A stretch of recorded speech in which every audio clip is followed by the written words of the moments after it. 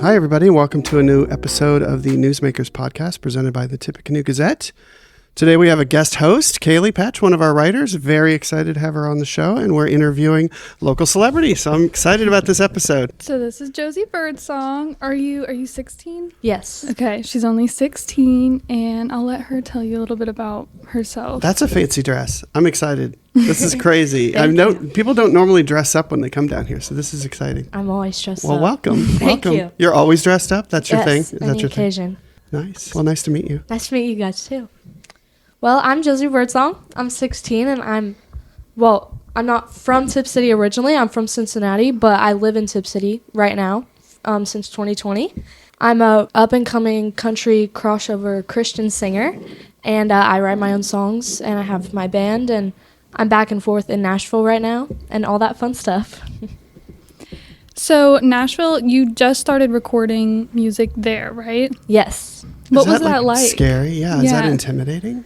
It was, I was a little bit nervous, but I was also just like, I felt very confident in the practice and preparation that I had done for myself before I went. So I knew that, like, I'm going to be learning a bunch of new stuff, but just knew that I did my work and my part of it. But it was really cool because the producer that I recorded with, his name is Ken Royster. He's like one of the most famous producers in Nashville right now. And I had a live band behind me, which I've never had, only at like shows. And it was just such a cool experience. You see, like, how I just sent in a demo of me and an acoustic guitar. Then the musicians all come together and, like, all their brains just, like, work. And in 20 minutes, they have, like, this big produced thing that I never thought, like, it would sound anything like that. Bringing me down. I ain't listening to you. I follow the voice. And they listen so well to what they're playing that, like, they can just go back to one certain part and just cut that certain part over and over until they get it perfectly right. Is honestly incredible. And my backup singer, she's amazing. She sang for backup for pretty much like all the country stars right now, like Megan Maroney, who's one of my biggest inspirations, and all that fun stuff. All my musicians, so talented. Like my drummer is Kenny Chesney's tour drummer right now, and he played on my tracks, which was really cool. And the guy that did piano, like we talked about a little bit before, he is a 4-time ACM winner. So that was just a crazy experience. That is really cool. When you went to Nashville, did you have a chance to like, that's like the music scene. So did you like notice things where you're like, wow, this is my life now? Right. I've been in Nashville probably like, I don't know, like 6 to like 8 times or something like that now, like a lot. So it's just like every time you see something different, because people always talk about like Broadway and just like the downtown, but I honestly think Nashville is way more than just Broadway. Like the first time I went, I was just in awe of like everything, like Broadway, just all these performers. I was like, that's just so like what I want to be. It's a lot more than that too.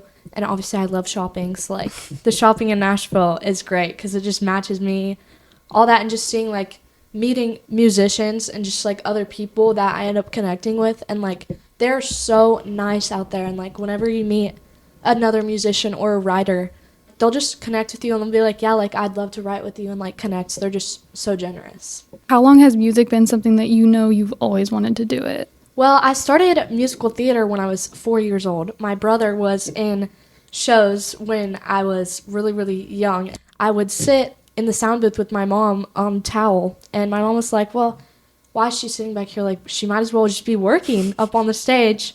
And so I did my first show at 4. It was Rapunzel, and I was a rat and a flower. So I got to do like the little ensemble parts and all that stuff. I guess I just kind of found out that God gifted me a talent to be able to sing from that. And it was August of 2023, and I was obsessed with Megan Maroney at the time. Like, I still am. She's great. And she was having a little free like show at this thing called Whiskey Jam, and I got to attend and like stand backstage and meet all these artists. And the first time I saw Megan, like, I just cried. And ever since that moment, I think it was just a turning point, and I knew that that was just like exactly who I wanted to be and what I wanted to do. So since 2023, I've transferred from doing theater to doing country music.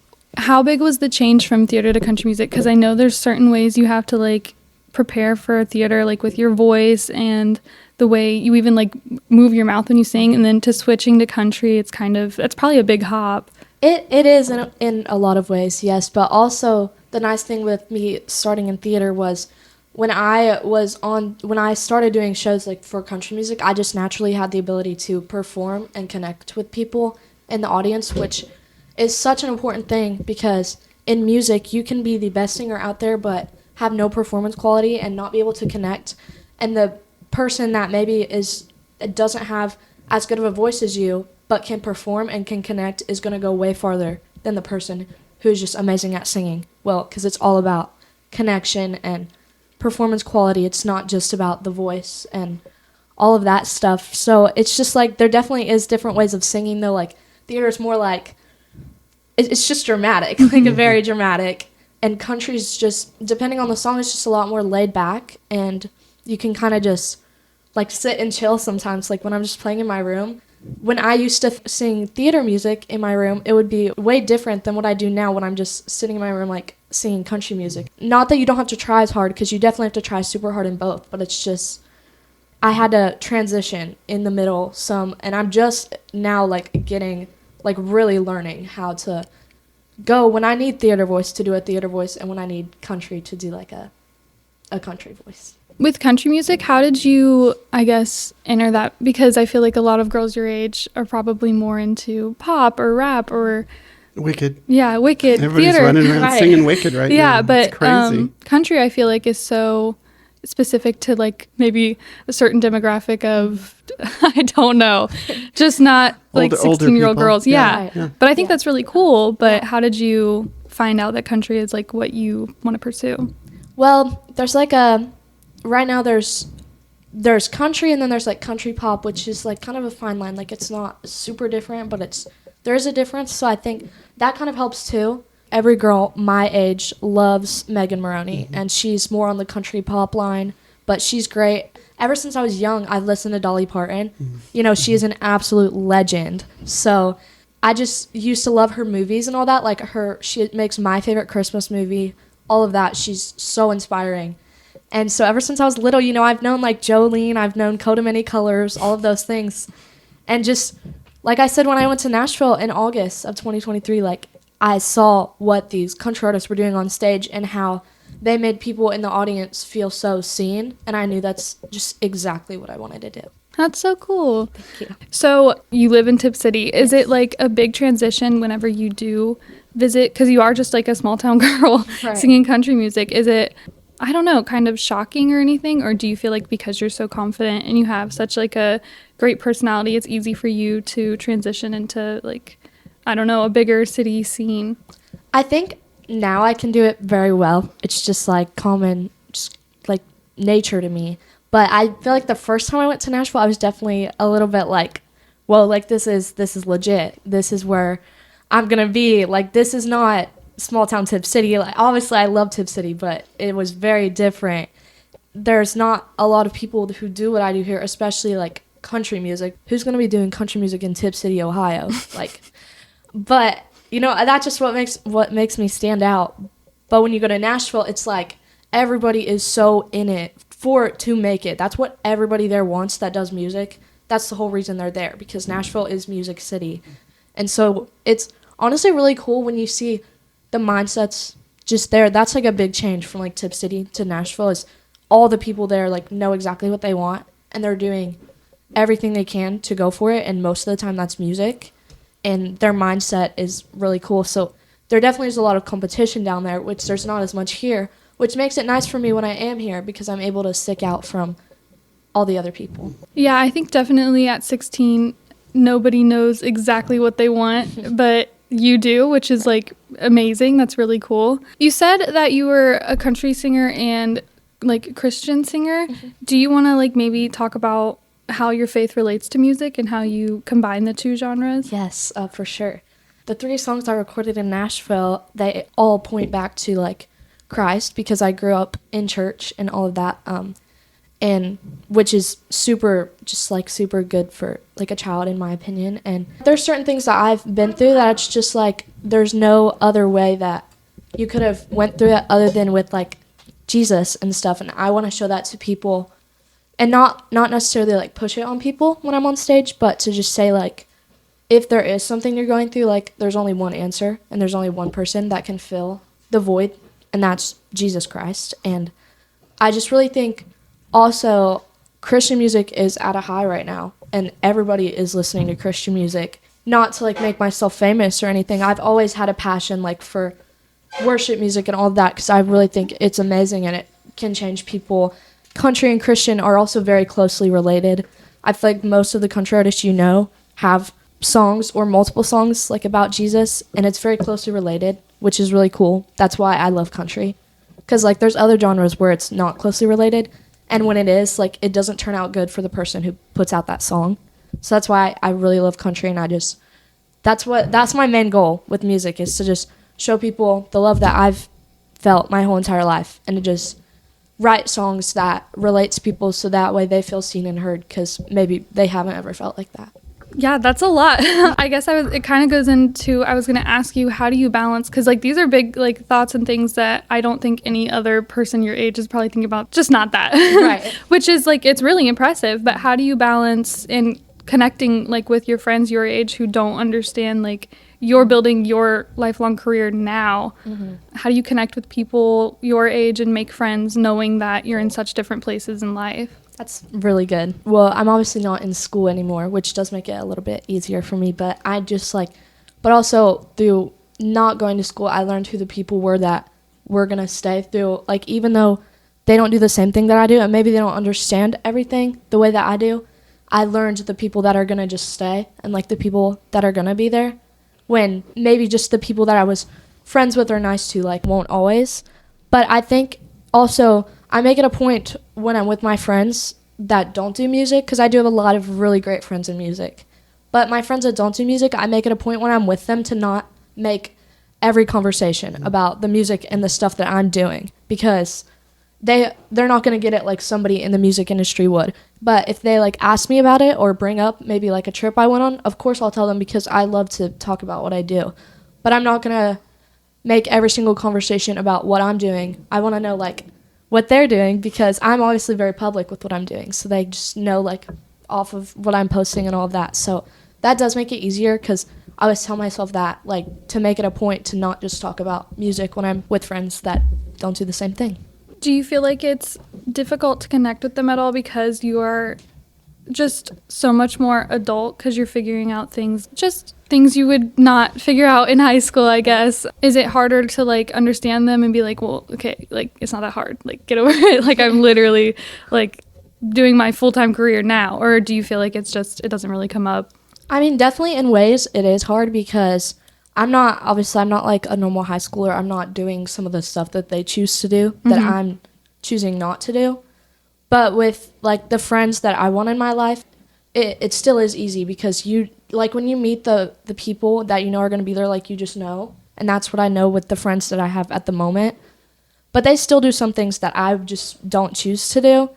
But I'm not going to like shame them for it. It's just, it's just not my life. It's their life. I'm choosing a different path, so I have to be more careful about like image and all of that. But like obviously they have goals, and they have like they're doing stuff to get to their goals. Like they're in school, they're going to go to college, all of that fun stuff.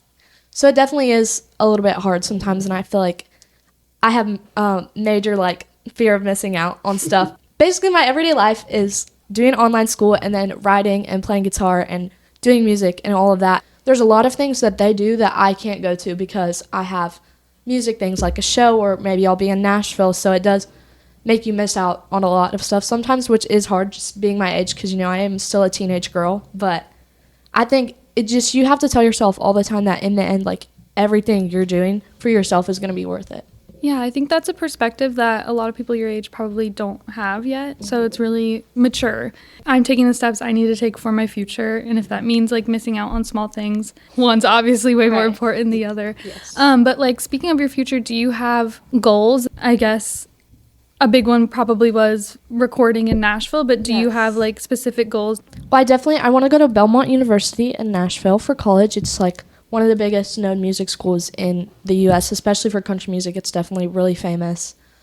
Obviously, I want to major in music, and all the people there are doing music, so it'll definitely be an opportunity to meet people and sing with other people, but then minor in business, because I feel like even if what I'm doing right now couldn't work out, I still have a lot of knowledge to where I can make it far, just like in the business aspects, which hopefully what I'm doing will work out. But I mean, you never know. So there's always a plan B. So I want to go to Belmont after I graduate high school, and a tour. That's just like a big goal of mine, like an actual known tour that people know about. And just, I have a great fan base right now, but to just build an even bigger fan base and something that would be really cool, like CMA Fest. That's always been one of my dreams, just to play at CMA Fest, even if it's just on like the smaller stages during the day. The big Nissan Stadium at night, that would be pretty cool. And like playing in an arena, who knows if I'll make it that far. Lord willing, I will.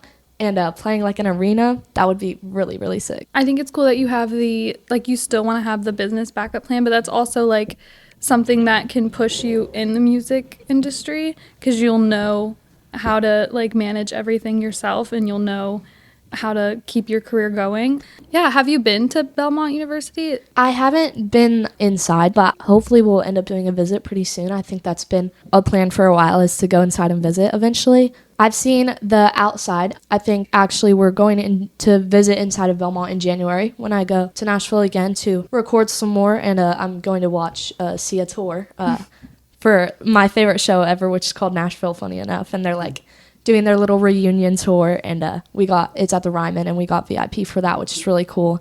That was the whole reason we were going in the first place, and then we ended up that week we're able to record, and so I think we're also going to go visit Belmont that week and just see the environment and see if it's all that it's talked about, which I would assume, but you never know.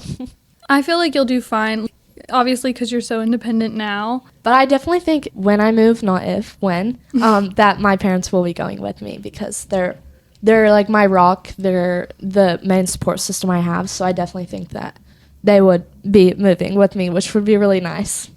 I do want to say, like, every time you bring up your future and stuff, it's so cool. You always do, like, the when and kind of, like, how do you keep that mindset? Because I never hear you say, if I perform. It's always, like, when I perform on this stage and when I record here. And yes. You're assuming success right ahead of time. I just feel like that's something that you have to teach yourself. Like, if you have the mindset that, like, it might not happen, it probably won't happen. Like, that's just how it turns out. But, like, if you have the mindset that, like, you're going to do it and it's going to happen, like, I feel like it's going to happen. And even if it doesn't, like, you still just stay positive and you're like, oh, well, maybe in the next couple of years, like, maybe not right now. But then maybe you find a different opportunity that is just, like, leading up to it. And you're like, wow, like, that's so cool because I have this big dream, but I have to do this first to get there, because it's not all just in one, like, straight shot. It's ups and downs a lot. And so you just have to keep telling yourself, if you're like, well, I want to do this, but it probably won't happen, then, like, no, it's not going to happen with that mindset. Like, for example, I just started music the year before. I love this artist named Maddox Batson. He's a young artist, so I really, really relate to him and what he does. He's almost 16. And just, like, the way that he was just, for him, he's obviously very, very talented, which is why he made it. But for him, it was also just right place, right time. Like, he posted on TikTok and blew up, like, right away. And it was just right place, right time for him. It was really, really cool. And it makes it easier when he's cute. But I'd seen 2 of his concerts before, and we had kind of talked to his parents some, just because my parents were like, well, he's a young kid my age in the music industry, like, kind of just getting the inside of, like, a parent that way. Him and, like, all of his team, like, knew who I was, just because I'd been at shows and I like to talk, so I'd talk to all of them. In March, I ended up posting something on Instagram. I was like, maybe it'll go somewhere, maybe it won't. I mean, might as well just try. And so it was on my story, and it was day so-and-so of asking Maddox Batson if I can open for his next tour. And I did it for, like, 22 days. And then on the 23rd day when I was about to post, I was in French class, actually. And I got a message, and it was, like, from Maddox. He followed me, and then he messaged me, and he was like, hey, Josie. I was like, oh, like, hello. And then he was like, so I heard you're trying to open for my shows. I was like, yeah, like, of course, because, and I have really, really good fan base also, so they had been taking this story and reposting it on all of this. So I had a lot of, like, probably 20 people per day when I was posting that were boosting the post and, like, tagging Maddox and being like, please, like, just begging. And so then he was like, okay, well, like, my next tour, I'm coming to Columbus. Like, I know you're in Ohio. Like, would you want to open? I was like, oh my gosh, like, of course. What else am I going to say?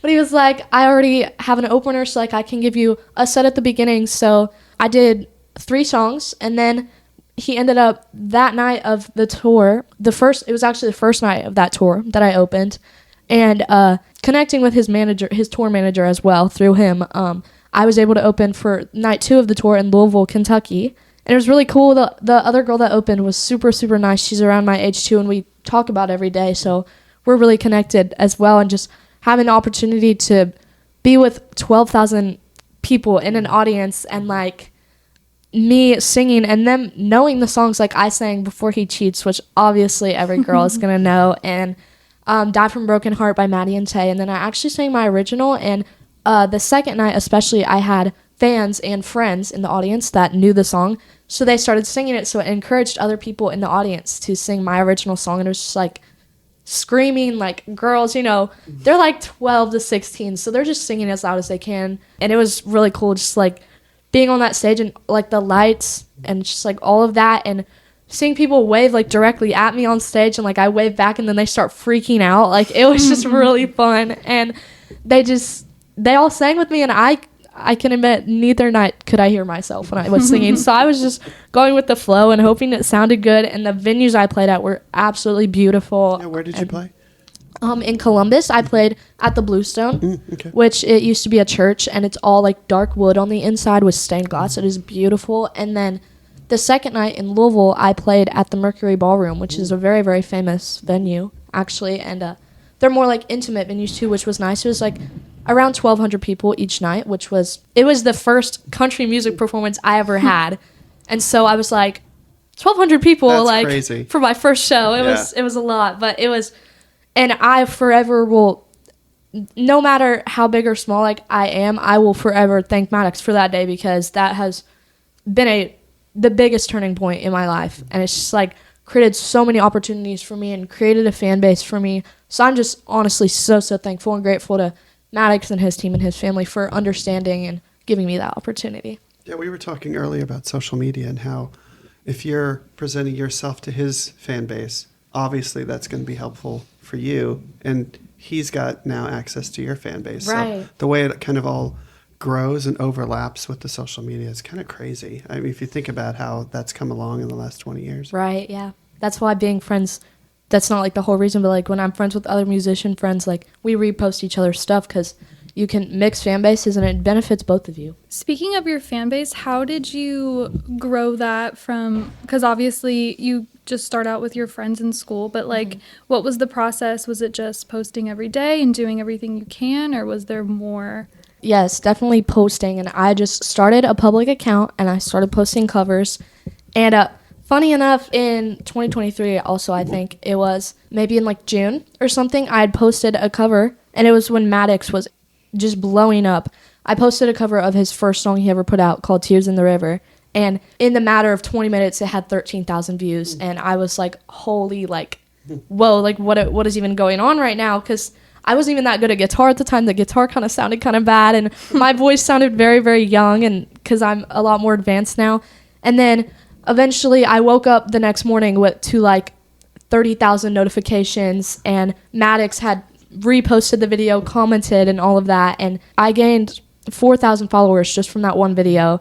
And so majority of my followers that I have nowadays come from just that one video. And then that's probably also a big factor of why I got to open, was because of that. It was just crazy. Like I woke up the next morning and I was like, my phone was just glitching because I was like, so many people, I was getting messages, like all of this stuff is really, really cool. That's actually a good point of, so how would people listen to your stuff now? Where would you send people? How do people follow you? You can follow me on any platform, Facebook, Instagram, TikTok, also my Linktree, which is linked in all of my bios, so you can find everything in that Linktree. But it's Josie Birdsong Music on all platforms, no spaces, just Josie Birdsong Music. That is my actual last name, if you're wondering.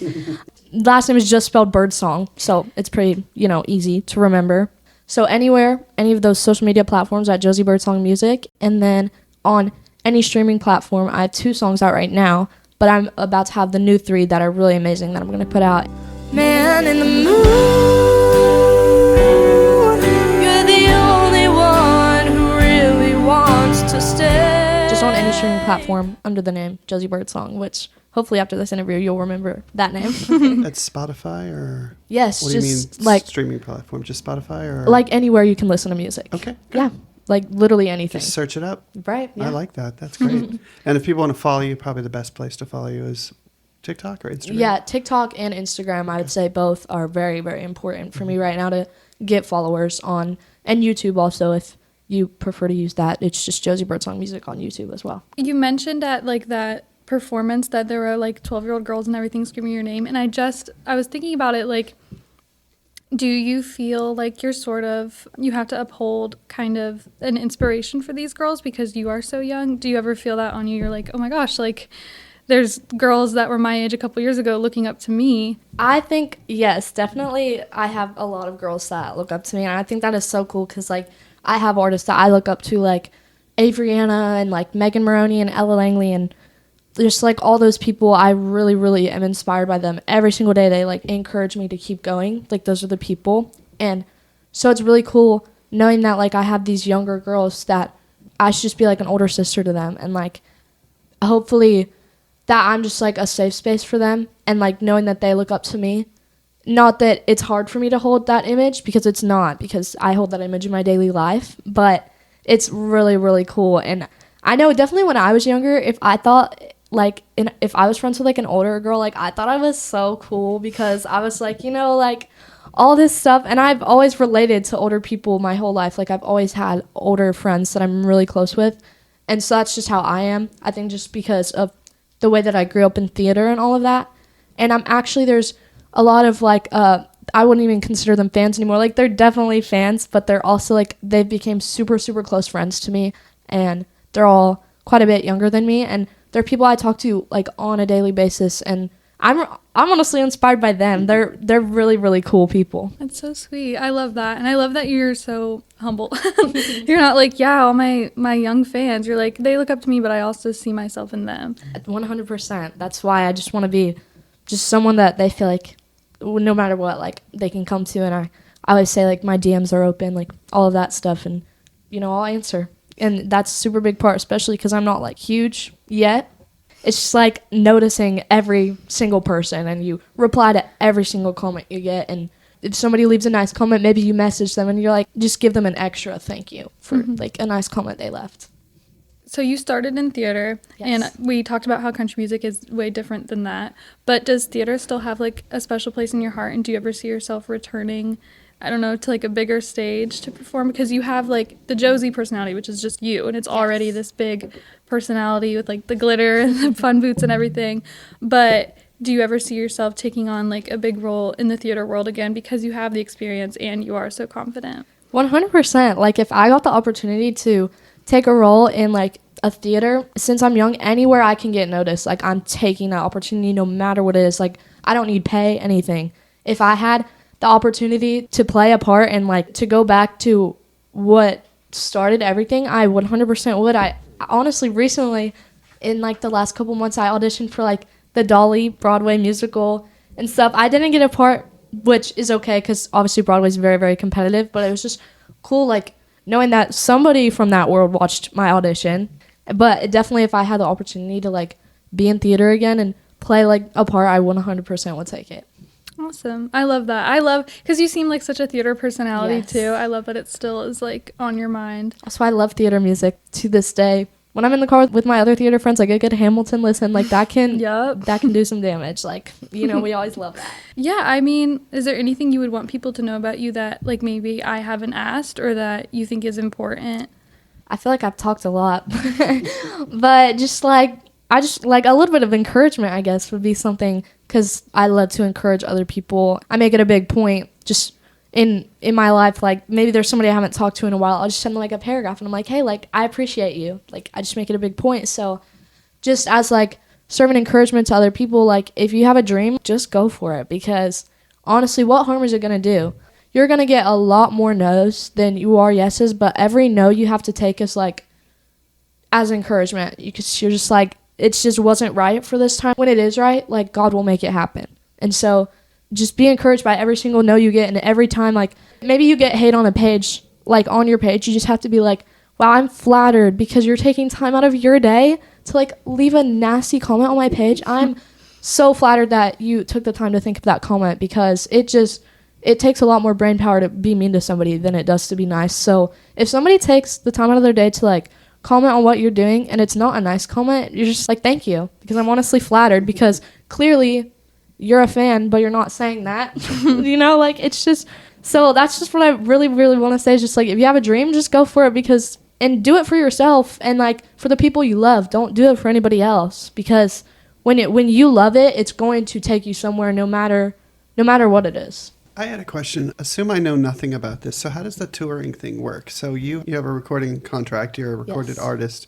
How do you get into opening for other people? Like, I didn't even know how this works. Like, I like your story about, like, you're like, please let me open for you. But how do you get, like, on a tour? Right. I'm still finding that out a little bit myself, too. But I'm signed with CDX Records in Nashville, which is so crazy. I signed with them, like, 2 months ago, which, being young and just having that opportunity. And my manager, his name is Joe Kelly, and my assistant manager, John Brennan, they're really, really great people. And right now they're like just all in on me and giving me every single opportunity that they can. Also, for opening, there's like a way where you have to start doing shows on your own. And once you can sell like 100 to 200 tickets for yourself, then you can approach somebody about opening and be like, hey, I do these shows and I'm selling 200 tickets just for myself. So maybe if I open for you, maybe if it's just like an extra 200 tickets, like I can help you sell tickets. And it's also like a connection thing. A lot of times for opening, yes, my manager's going to reach out, but I'm also going to take my own initiative and reach out to that person directly, because when you make a genuine connection with somebody, it makes it a lot easier for them to want to work with you. So you're doing shows? I have 3 more performance opportunities as of right now. I think in June and September, and 1 more in April. It's where I saw actually my best friend. Her name is Hadley Jo. She's one of my biggest inspirations in music. She's played on the Opry and all of that. She's 17. She just turned 18 yesterday, actually. She's really cool. She played at this place opening for one of her friends, and it's called Scotty's on First. It's in Wellston, Ohio. So I think it's about 3 to 4 hours from here. And we ended up talking to the guy that owns it. His name is Scott. And he's given me 3 more performance opportunities throughout the year to have, and they're like pretty major deals. And based on what my mom said, he's pretty excited about me, which is cool. Just like knowing somebody is pouring into you and, you know, helping you with what you want to do. And hopefully in January in Nashville also, I will be performing with a show that my manager hosts. My managers are doing all that they can to just get me performances, and my mom does a lot of that too. She reaches out to literally everybody she knows and gives a business card to just like anybody walking on the street. So it really is just like connection, and you know, you never know who you're gonna meet. And we actually met a guy he was selling his little small business stuff in the Walmart parking lot one time, and he was making hats. He actually ended up making merch hats for me, and then he asked me to MC a show that he was having that Saturday, just like in the Walmart parking lot. So that was really fun. So that's all I know right now, but hopefully a lot more performances will be coming, and I'm sure that they will. A lot of small like pop-up performances I noticed that you do too, so it's never just like the big ones, like right. You're always performing. A lot of Thursdays actually I go down to Cincinnati, like where I used to live, and my guitarist Spencer hosts an open mic at this place called Miamiville Trail Yard. I just go and sing there for fun, because it's just like you see the other people performing, you know, you make a connection with more music people, and the more connections you have, the farther you're gonna go. So that's just like a small thing. It's not like a show that I really, really push out or anything. It's just, I just go and do it for fun, and my guitarist hosts it, and we're really close, so we just have a fun time doing that too. Do you have a website or anything like that where people can see your upcoming performances? Yes, I do. It's josiebirdsong.com or josiebirdsongmusic.com. You search both, it'll come up to the same website. That has all my information, all of my merch you can buy on there as well. Mm-hmm. Videos of me from prior performances. And all your socials. Yes, and all of my socials are also linked in there. So if you just go to the website, you'll find literally everything. So if you were a venue operator locally and they wanted to get a hold of you to book something, that'd be the best way to do it, probably. Yes, 100%. There's an email and a phone number on the website that you can get in contact with my mom or the people that are helping me get booked. So if you would like to book me, you can go on the website and find everything that you'll need. Is there anything else? You have a song coming out in January. Yes, That's I do. cool. Yes. That's neat. One Yeah. of the 3 that I recorded in Nashville, the first one will be coming out towards like the first of the year, so like pretty early on in January. Can I ask about that? Yes. So you went to Nashville and you did a recording Yes. session. Yes. And it takes like a month for them to master it, or how does that work? Oh, no, it took him like a couple days Oh, really? to master Okay. it. This is a really talented producer. Wow. So they like loop it all together and clean it all up, and then do you get to listen to it back and be like, oh no, I want this over there? Yes, That kind of you thing. can listen to it back and send him anything you want and he'll fix it. Well, that's exciting. Yes. You have a co-author on your latest song? Yes, I do. The one that's coming out in January. It's about an experience recently, which I'm not going to give too much away, but that's all I'll say. And my co-writer on it, his name is John Brennan. I'm too young, but there was a show on MTV, and it was the first like reality TV show, and it was called The Real World. He ended up going on the show, and he was 18 at the time, and the show was like a reality show, and you know how those go. They're kind of crazy. He was known for like his Christian morals and all that stuff. He actually said he was not allowed to watch the show in his house. And he kind of talked to his parents about it, and they were like, you know, it could be like an opportunity, so like just take it. So he was 18 at the time, and everybody else was like 21 and over. He took the opportunity, and he went on the show, and they like, tried to sway him from his morals and all that, and he did not move. And he was known as like the cute like Christian cowboy with a mullet, you know, on the show and all that. So he's really cool, and like he's just a really cool person now. He's done like some missions, like being a missionary and stuff and all of that, and so he's definitely just a mentor and somebody that I look up to. Great. And the best way to support you probably is through merch and socials. Yeah. Yes, definitely merch is very, very important right now. That's good. exciting. Yes, just like the 2 more songs will be coming out next year. Every like 4 to 7 weeks I'll be So putting they'll out. space them out. Yes. That's cool. And so I have 3 right now, and then I'll have 3 more in January. So I kind of I've some hooked up for a pretty long time, and I'm really, really excited about a lot of the work that I've been doing. I actually got to cut a song by another writer. She's one of my friends in Texas that she hosts like a songwriters retreat every year, Peyton Riley, and in Texas she's really, really known. And I just like messaged her one day. I was like, you know, what's the worst she could say? And she was very honored to have me cut one of her songs. So one of the songs that I have is actually written by her, and That's I'm awesome. super excited about it. Well, congratulations. Thank That is you. so exciting. Well, thank you so much for coming on the podcast. Yes, thank you guys. And we're excited to hear what happens and what's coming up for you over the next few months. So congratulations. Thank you. Thanks for popping in. And thanks everybody for listening to today's episode of the Newsmakers Podcast, sponsored by the Tipp City Gazette. Follow us on social media, and we'll talk soon.